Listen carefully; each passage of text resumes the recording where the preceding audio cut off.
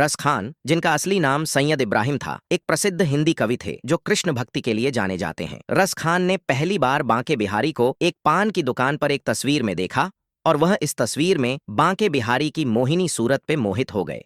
उन्होंने पान वाले से पूछा कि यह किसकी तस्वीर है, तो पान वाले ने बोला यह हमारे राजकुमार की तस्वीर है। तो फिर रस खान ने पूछा कि यह कहाँ रहते हैं, तो पान वाले ने मंदिर की तरफ इशारा करते हुए बोला कि वहां रहते हैं।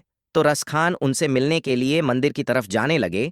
तब मंदिर के द्वार पर उनको सब ने रोक दिया, क्योंकि वह मुसलमान थे, लेकिन वो बांके बिहारी से मिलने के लिए जिद पर अड़ गए।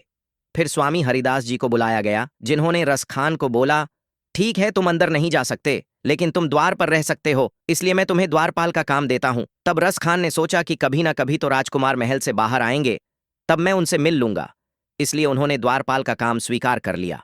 वो मंदिर की चौकदारी करने लगे। फिर आधी रात को बिहारी हर रात की तरह निधिवन जाने के लिए अपने मंदिर से निकले।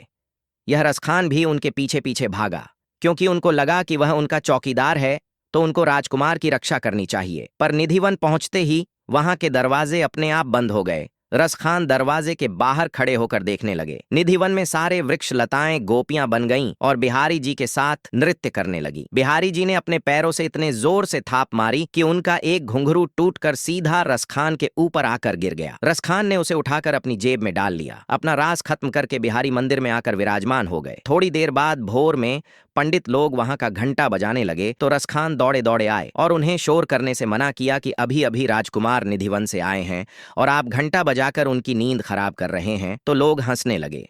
उन्होंने कहा कि तुम्हें कैसे पता है कि बांके बिहारी अभी अभी आए हैं? बांके बिहारी तो यहीं थे, कहीं गए नहीं। तो रसखान ने कहा, मैंने उन्हें देखा और फिर मैं उनके पीछे पीछे गया निधिवन तक। तो सब ने कहा कि क्या तुम्हारे पास कोई सबूत है कि वह निधिवन गए थे? तो रस खान ने अपनी जेब से निकालकर वही घुंघरू दिखाया कि देखो, ये बांके बिहारी का है, जो नृत्य करते समय उनके पैरों से निकल गया था। फिर सब लोग मंदिर के अंदर गए और देखा कि बांके बिहारी के पैरों में जो पायल है, उसका एक घुंघरू गायब था। तब सब ने रस खान को प्रणाम किया और कहा कि हम सब तो इतने सालों से बांके बिहारी की आराधना कर रहे हैं, पर बांके बिहारी ने हमें कभी भी दर्शन नहीं दिया।